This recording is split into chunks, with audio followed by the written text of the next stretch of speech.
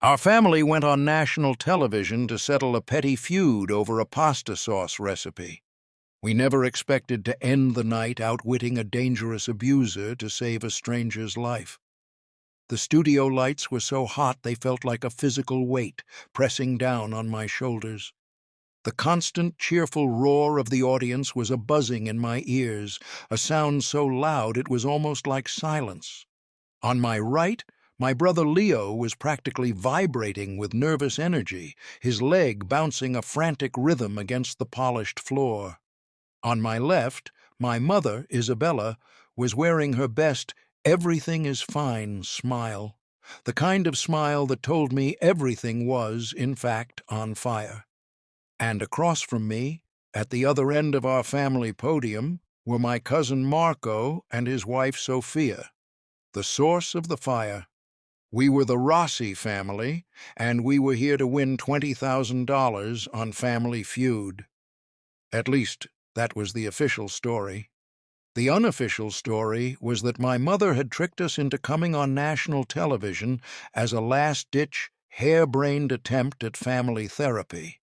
You see, the Rossi family was in the middle of a Cold War, fought over garlic, basil, and the future of our 50-year-old Italian restaurant.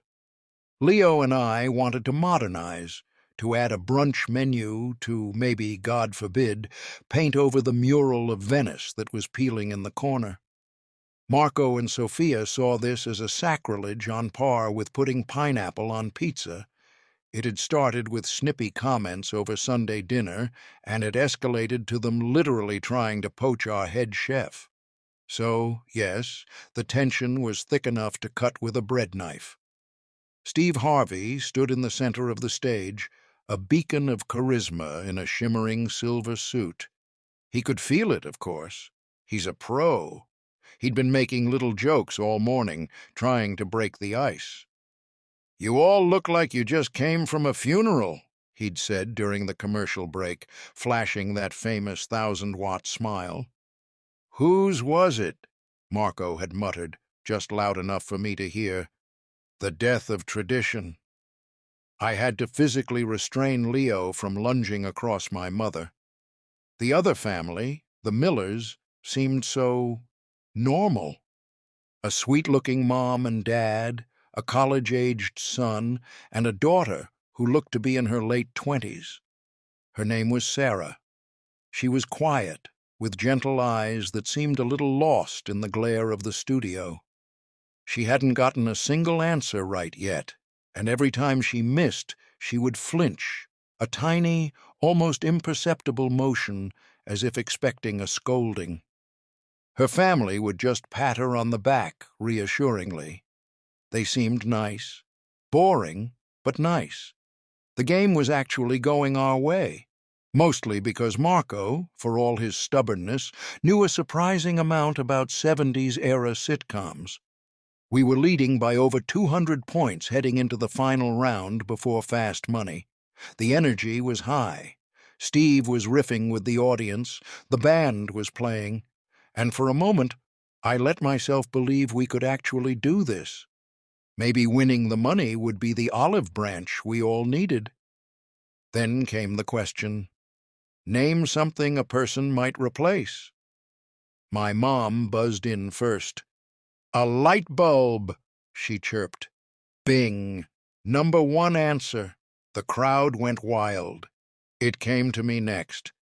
"A tire." Bing. Number three. We were on a roll. Leo got "a spouse," which earned a huge laugh from Steve and the number 4 spot on the board. It was all down to Marco. 2 answers left on the board. All he had to do was get one of them, and we'd win the game and head to Fast Money. "All right, Marco," Steve boomed. "Rossi family on a roll. Name something a person might replace."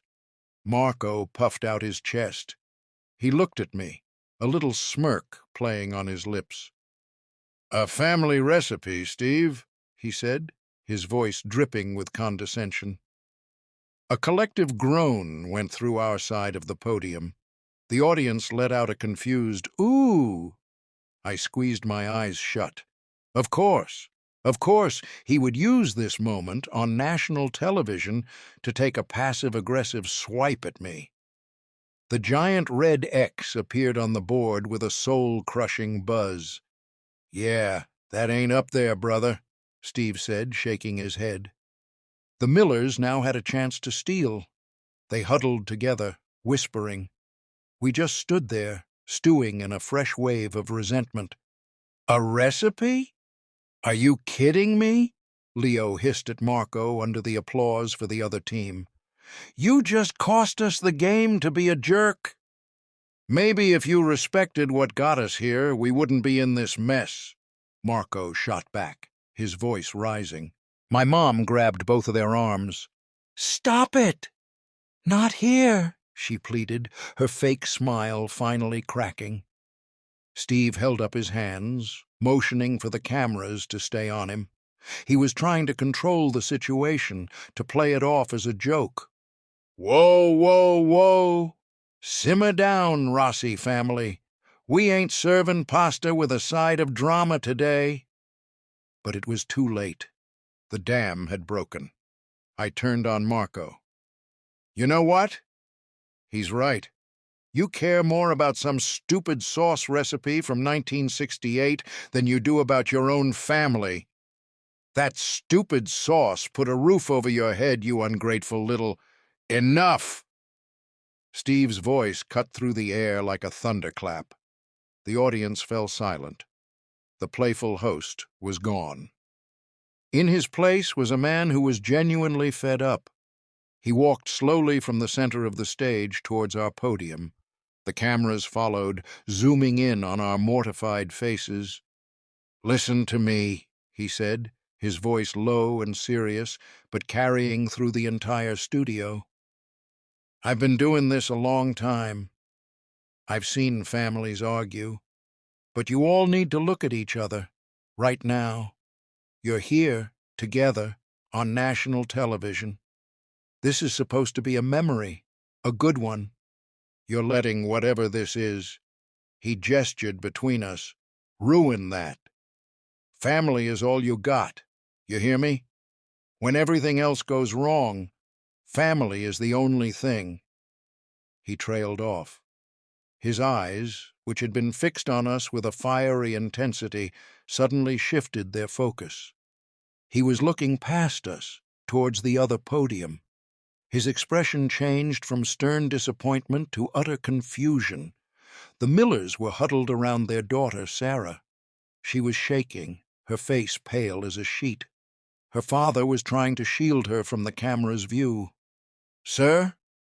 Is everything all right over there?" Steve asked, his voice softening. The studio was dead quiet. The only sound was the faint hum of the lights. Sarah looked up, her eyes wide with a terror so profound it made the air in my lungs turn to ice. Our petty squabble about a restaurant felt like a distant, childish dream. She opened her mouth, and a broken whisper came out, amplified by the small microphone clipped to her shirt, a sound that sliced through the silence of the studio and struck every single one of us dumb. "I'm sorry," she trembled, her gaze locking with Steve's. "It's just, when you talk about family, I'm hiding from my abuser." The silence that followed was a physical thing. It sucked the air out of the studio, extinguishing the heat from the lights and the warmth from the crowd. Our stupid, petty fight over recipes and restaurant decor evaporated like steam, leaving behind the cold, hard reality of what we had just heard. Every person in that room, from my fuming cousin Marco to the boom mic operator hanging over the stage, was frozen, caught in the gravity of those 7 words. "I'm hiding from my abuser." I looked at Sarah, really looked at her for the first time. The quiet demeanor, the way she flinched when she got an answer wrong, the nervous glance she kept shooting at the studio entrance. It all snapped into a horrific, crystal-clear focus. This wasn't a game for her. This was a risk, a massive, terrifying gamble on national television. The family next to her, the Millers, weren't just a family. They were a shield. Her father, a burly man whose hand had not left his daughter's shoulder since she spoke, looked less like a contestant and more like a bodyguard.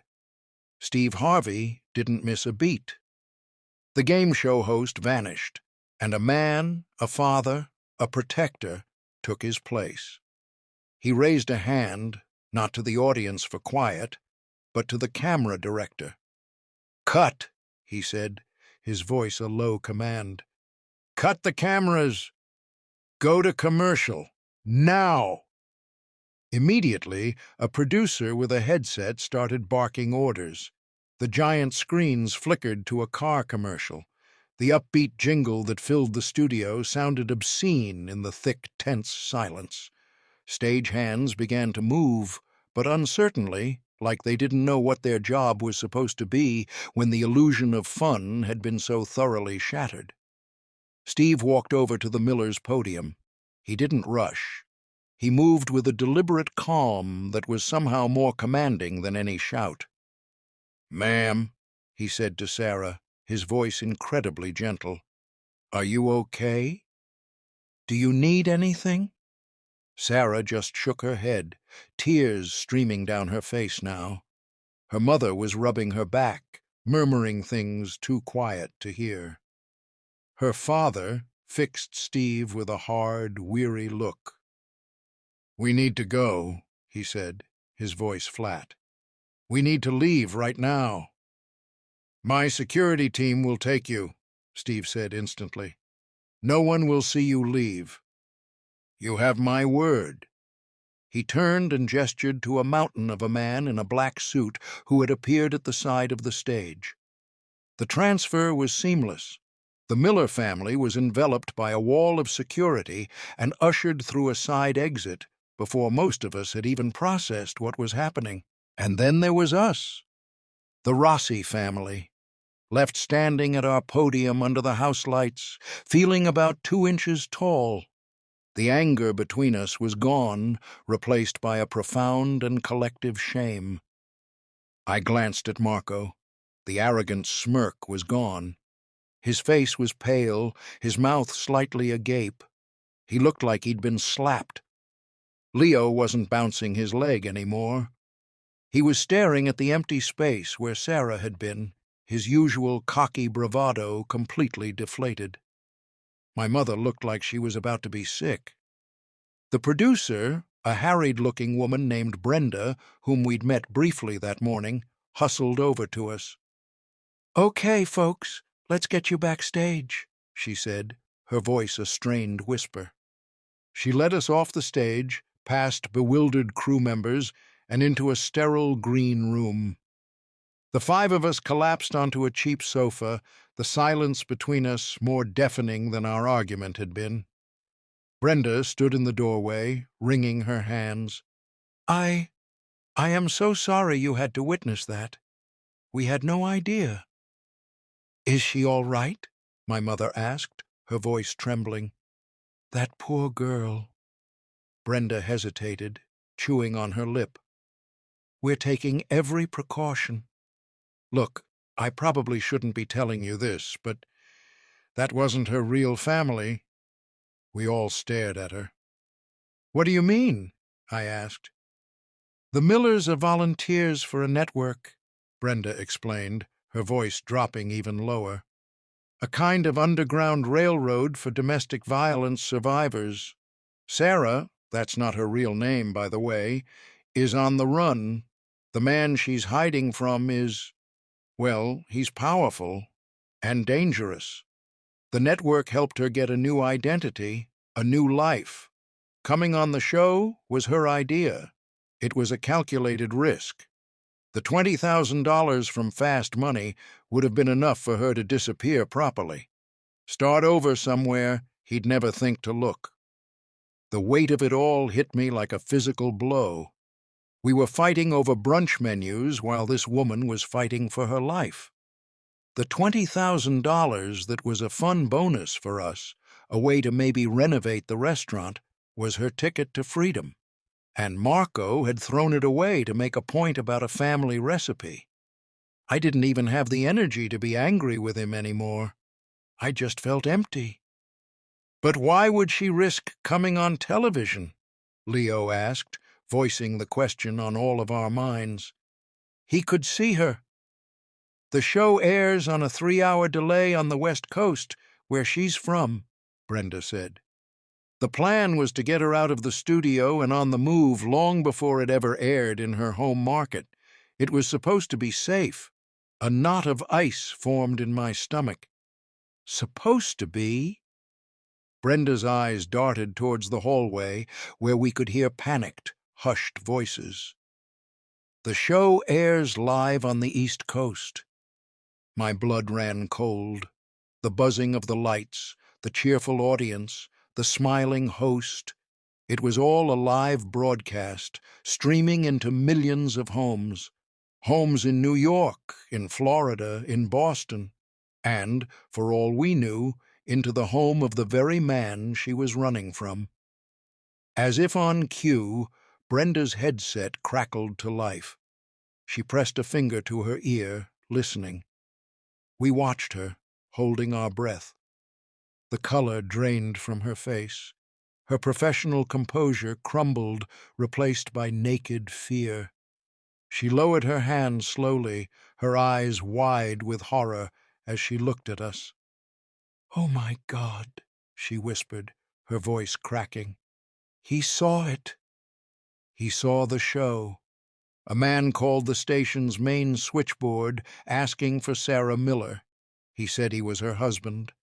The green room, which had felt merely sterile a moment before, now felt like a cage.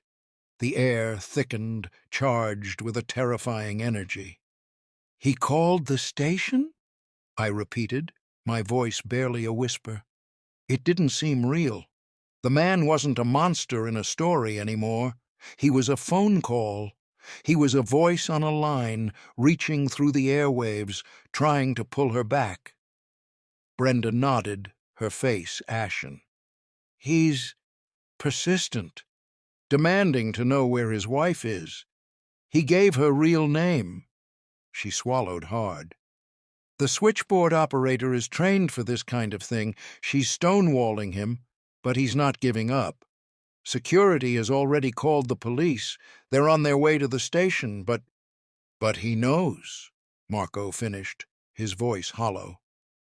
All the fight was gone from him.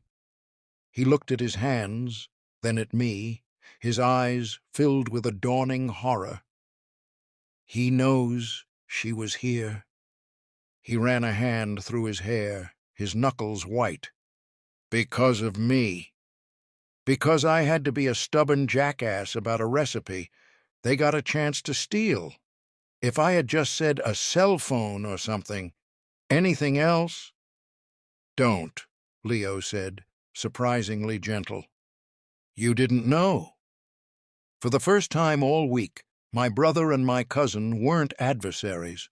They were just two guys, caught in the undertow of something much bigger and darker than their pride. Suddenly, Steve Harvey filled the doorway. He wasn't wearing his shimmering silver jacket anymore. He was in his shirt sleeves, his face grim. The easy-going charm was gone, replaced by a steely resolve. He looked like a general commanding a battlefield. "Brenda, get back to control. Keep that line open. Have the operator record everything. Get me a direct line to the head of my security team now." He barked the orders with an authority that left no room for argument. Brenda scurried away. Steve then turned his attention to us, the 5 idiots huddled on the sofa. "I know you're all shaken up," he said, his voice softer but still firm. "And I know you feel responsible." He looked directly at Marco. "Son, you made a mistake. You let your pride get in the way. But that's all it was. You didn't put her in danger. The man who did that is the one on the other end of that phone line. You understand me?" Marco could only nod, his throat too tight for words. "What's happening now?" my mother asked, her voice small. "Where did they take her?" "They're moving her," Steve said. "We have a protocol for this, believe it or not. It's not the first time we've had a situation. They're taking her to a secure location. But this complicates things. Her plan was to use the East Coast live broadcast as a head start. She'd be on a plane before he even knew she was on TV. Now he knows she was in this city. He knows she was here within the last hour." My mind reeled. This city, Los Angeles, a sprawling metropolis of 10 million people. It was a big place to hide, but it was also a small world when someone was actively hunting you. We sat there in silence for what felt like an eternity, listening to the muffled sounds of chaos from the hallway. We could hear snippets of conversation. LAPD is en route, has a restraining order. He's ex-military. Each fragment added another layer to the terrifying portrait of the man on the phone. Then a thought struck me, so cold and sharp it made me gasp. "The money," I said, looking at Steve. "She didn't win the money. Her whole plan, it depended on the money." Steve's jaw tightened. He looked away for a second, a flicker of raw frustration crossing his face. "Yes," he said quietly. "It did. $20,000. To us, it was a prize. To her, it was a lifeline we had, however unintentionally, cut. The shame I felt before was nothing compared to the gut-wrenching guilt that washed over me now. We hadn't just been petty and childish. Our selfishness had tangible, life-altering consequences. Marco stood up, his face a mask of determination I had only ever seen him wear when perfecting a new pasta dish. "No," he said, his voice shaking but clear. "That is not happening." He looked around at us, at me, at Leo, at my mother. "Our restaurant, the emergency fund, how much is in it?" My mother looked stunned. "Marco, I think about 30,000. "Then that's what we do," he said, his voice gaining strength. "We give her the money. All of it. The prize money she should have won, and then some." Leo shot to his feet. "He's right," he said, nodding at Marco with a look of newfound respect. "It's the only thing to do. It's our fault she's in this mess." "It's not your fault," Steve interjected, "but that's a noble thing to offer." "It's not an offer," I said, standing up to join them. "It's what we're doing." For the first time in months, the Rossi family was a united front. The war was over. Our restaurant, our legacy, our stupid fight, none of it mattered. Only this. Steve looked from one of us to the other, a slow, appraising gaze. A hint of a smile touched his lips, the first I'd seen since this whole nightmare began. "Okay," he said. "Okay, I'll make the call." He pulled out his phone, his thumb already flying across the screen. He put the phone to his ear and spoke in a low voice to his security chief. We watched, a knot of anxious hope tightening in our chests. We couldn't make out the words, only Steve's side of the conversation. "All right. How fast?" "Understood." He hung up, his expression unreadable. "What is it?" my mom asked, clutching her purse. "Can we get the money to her?" "Yes," Steve said. "My team can facilitate the transfer. They've rerouted her to a private airfield. There's a charter plane waiting to take her out of state, somewhere he'll never find her." A wave of relief so powerful it made me dizzy washed over me. She was going to be safe. We could fix this. But there's a problem, Steve continued, and the relief vanished as quickly as it came. He looked at the door, then back at us, his eyes dark with a new urgency. He's not at home on the phone. The call he made to the station, LAPD, just triangulated the signal. He's local. He was already here. The world tilted on its axis. "What do you mean, here?" Leo demanded. Steve took a deep breath, and the words he spoke next landed like hammer blows. "The call didn't come from a house or an office. It came from a burner phone. The signal pinged off a cell tower less than a quarter-mile from this studio." He paused, letting the weight of it sink in. "He's not just in the city. He's in the neighborhood, and he's coming for her." The green room suddenly felt like a fishbowl. The knowledge that he was so close, a predator circling just beyond the studio walls, was a suffocating presence. Every distant siren, every shout from the hallway sounded like his approach. My heart hammered against my ribs, a frantic drumbeat against the silence. He wasn't a disembodied voice on a phone anymore. He was a physical threat, a man moving through the same city blocks we were, breathing the same air. "What do we do?" my mother whispered, her hand gripping my arm so tightly I could feel her pulse, as frantic as my own. "The airfield? Can she still make it?" Steve was already moving, his focus absolute. "My head of security, a guy named David, is with her.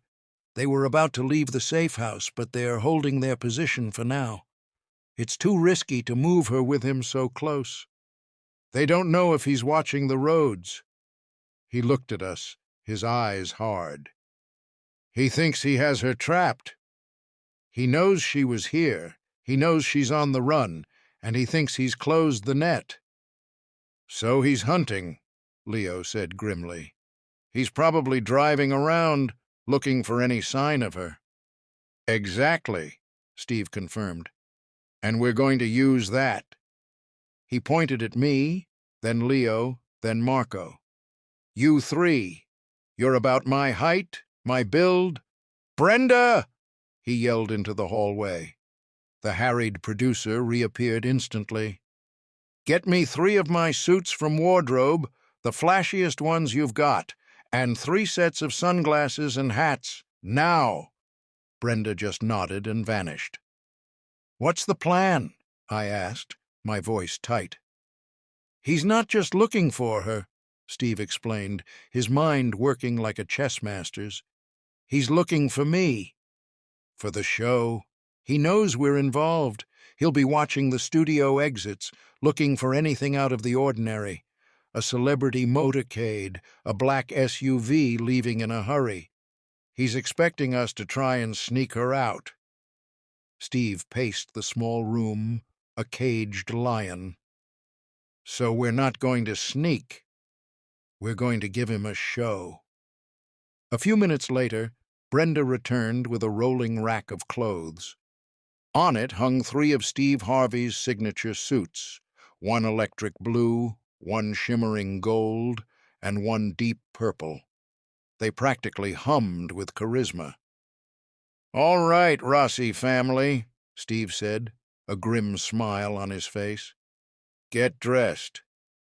You're about to be my decoys."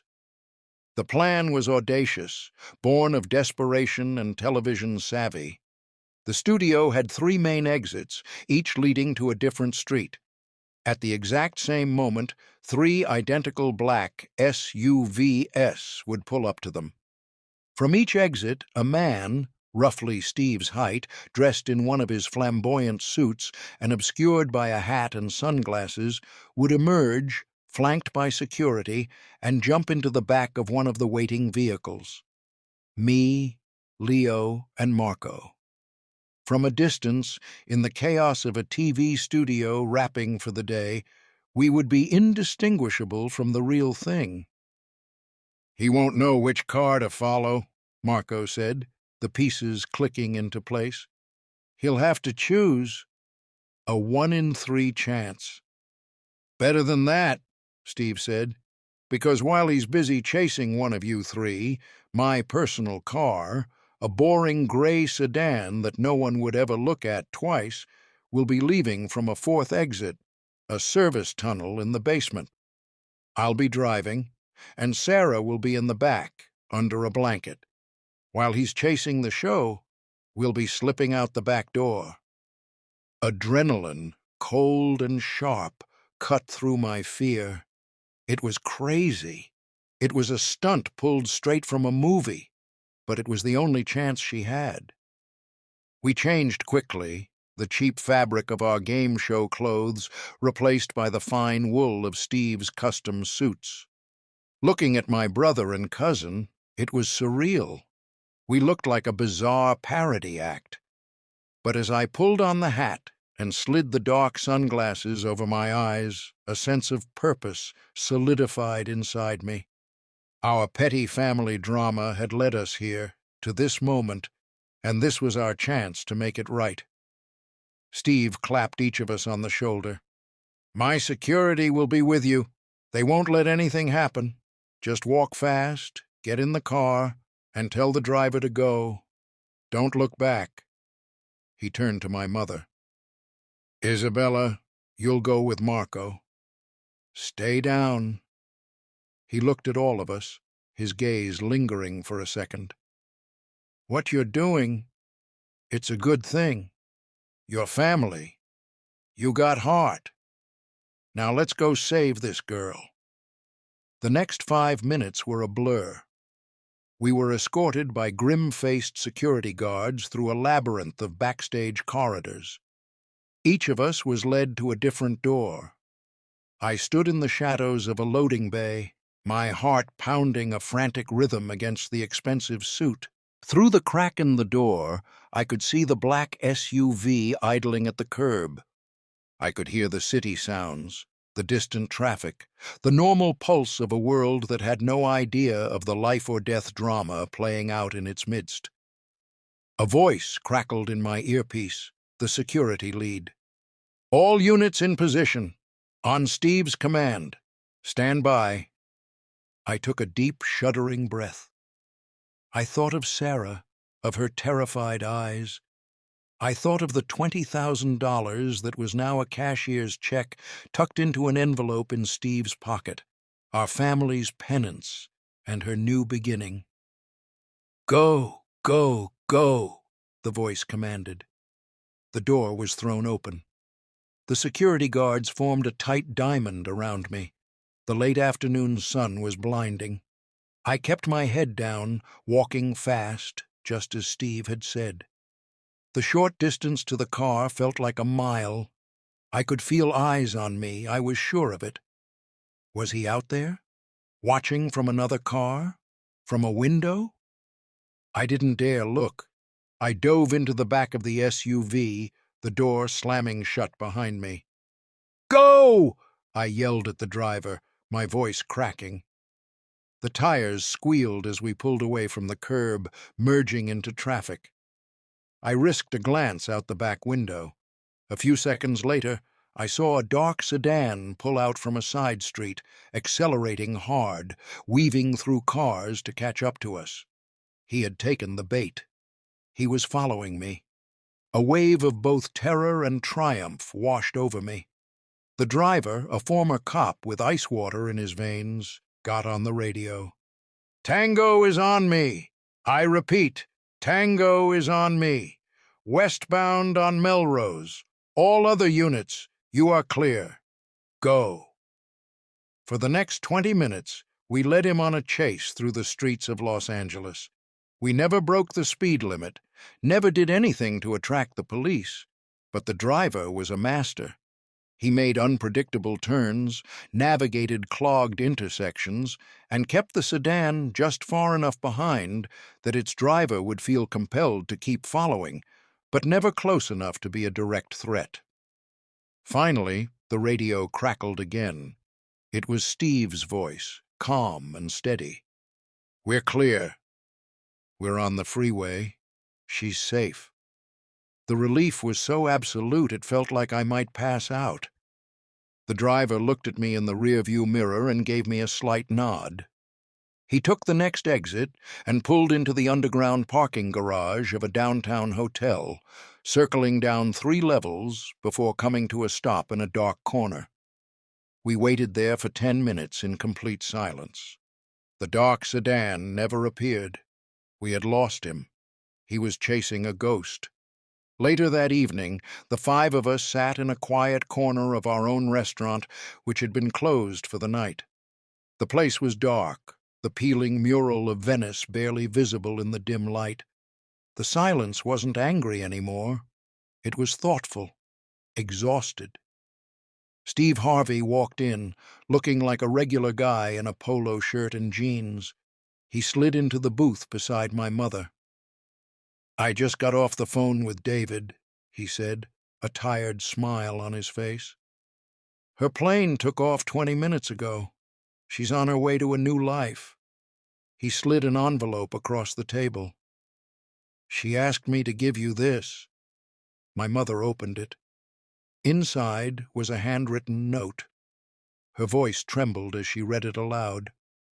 "I don't know how to thank you. You were strangers who argued over a recipe, but when it mattered, you became the family I needed. You gave me my future. I will never forget the Rossi family. Thank you." Tears streamed down my mother's face. Leo put his arm around her. Marco stared at the checkered tablecloth, his own eyes wet. In that moment, the fight over modernizing or staying traditional seemed like the most ridiculous thing in the world. We had a 50-year-old restaurant, a peeling mural, and a sacred family recipe. But we also had each other, and we'd just learned, in the most dramatic way possible, what that was truly worth. We had nearly lost our family over a restaurant, but in the end, we had used that same restaurant to save a life. And in doing so, we had saved ourselves.